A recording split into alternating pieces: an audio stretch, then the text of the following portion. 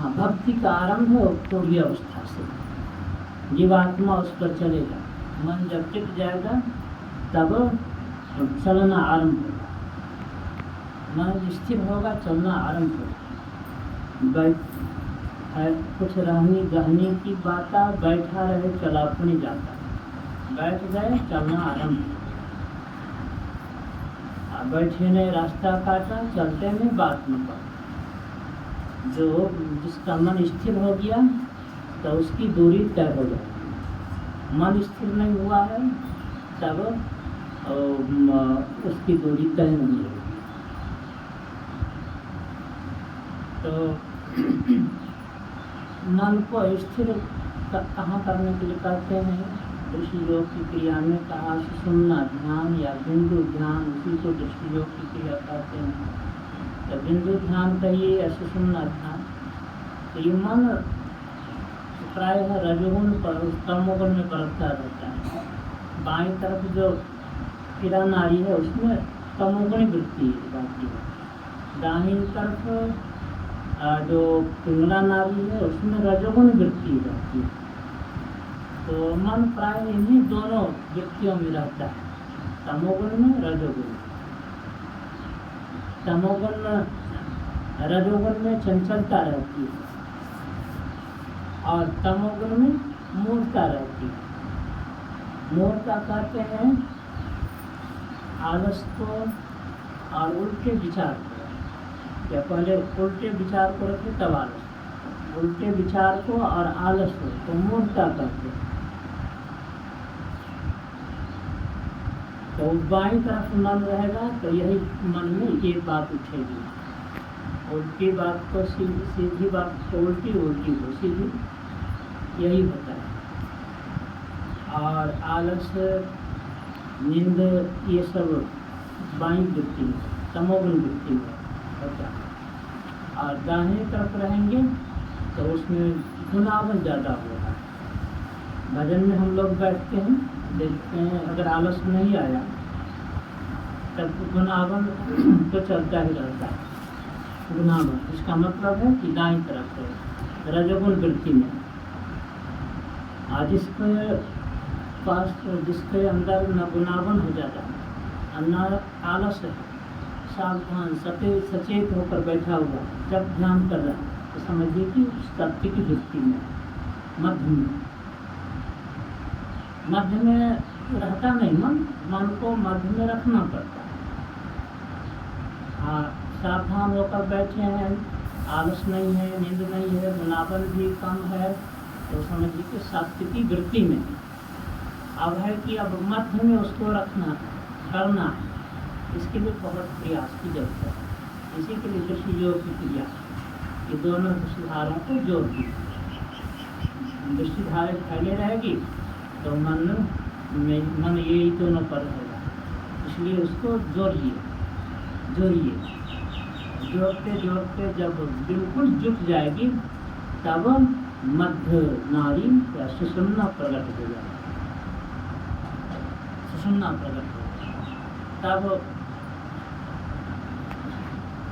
तब उसका ऊर्ध्वगमन हो जाएगा, क्योंकि सुषुम्ना ऊपर से आता, सुषुम्ना नाड़ी का प्रवाह ऊपर की ओर, इसलिए उसको ब्रह्म स्वरूपनी भी कहा गया।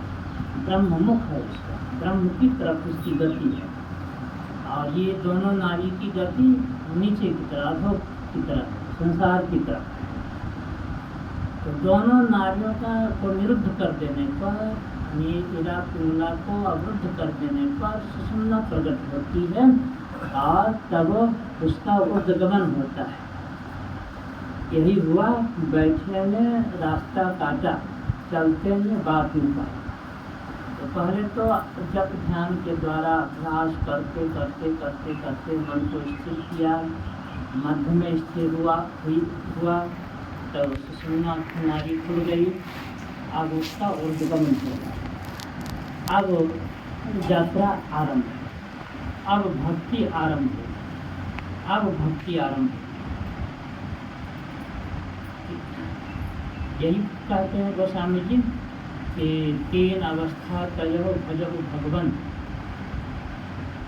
यह चौथी अवस्था से अब भक्ति आरंभ हुई। भक्ति का मतलब परमात्मा की तरफ जाना,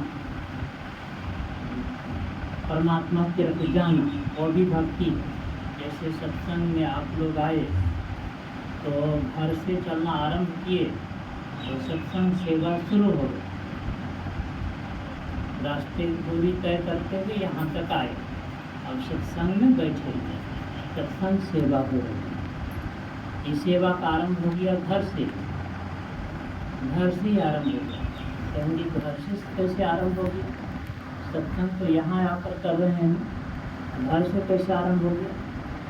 तो घर से आप मन बनाकर चले, आपके अंदर सत्संग के प्रति श्रद्धा थी, प्रेम था, उसी श्रद्धा प्रेम के बल पर आप चलकर यहाँ तक आए।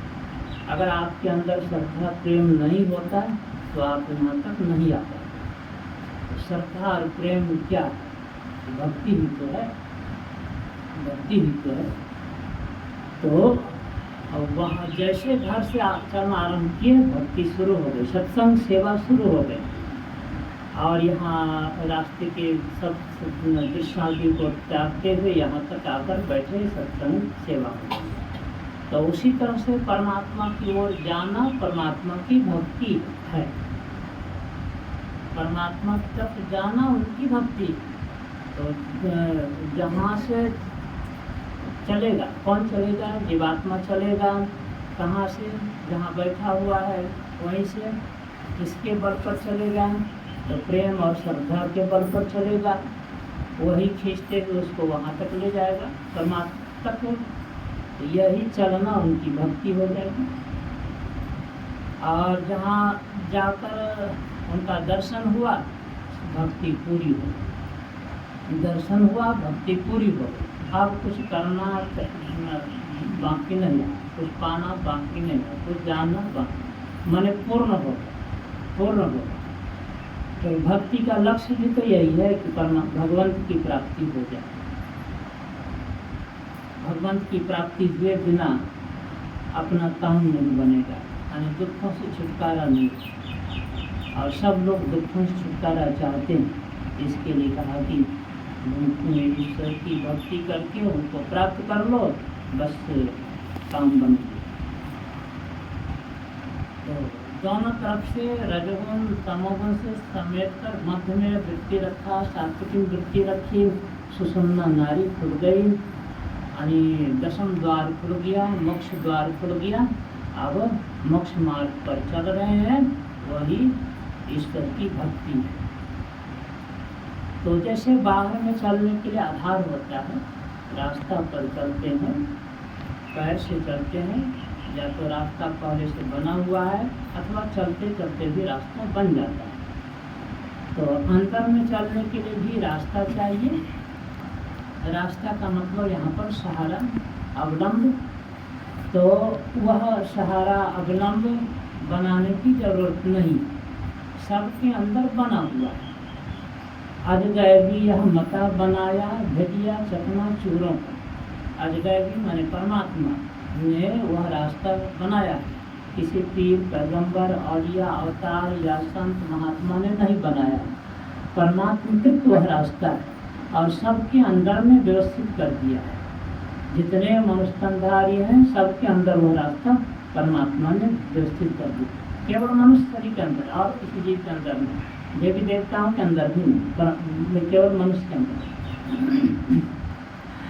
तो वह बना हुआ मार्ग है। क्या मार्ग है? तो ज्योति नाद का मार्ग बना, वह धरा जाए तिल से। गुरु महाराज ने कहा वह रास्ता है ज्योति और नाद का, जो तिल से धरा जाता है। जैसे बाहर में रास्ते का दो छोर होता है, एक तो चलने वाले के पैर के पास और दूसरा जहाँ जाना है। इन दो छोर बीच में कुछ फासला होता है, दूरी होती है, चलते चलते वह दूरी तय होती है। तो उसी तरह से अंतर में भी दो छोर है। एक चलने वाला जीवात्मा के पास जहाँ से वह चलेगा, धरा जाए तिल से, तिल मन बिंदु, दशम द्वार, मोक्ष द्वार, वहाँ से वह पकड़ में आता है। और दूसरा छोर परमात्मा धाम है। परमात्मा धाम, परमात्मा है, तो इस बीच में दूरी है। कितना दूरी है? बहुत दूरी। जा मार्ग के गनी जाए न कोसा, नानक साहब ने कहा। जिस रास्ता का कोस, किलोमीटर कुछ में भी नहीं गिनती कर सकते, नाप नहीं सकते, इतना दूरी है। कबीर साहब ने कहा कि लंबा मार्ग दूरी घर, बहुत लंबा रास्ता है, अपना घर बहुत दूर में। दूरी है तो उसमें विकट पंथ बहुमार, बहुत रास्ता तो विकट है ही, और बहुत मार्ग भी है। मतलब मार्ग मन में जो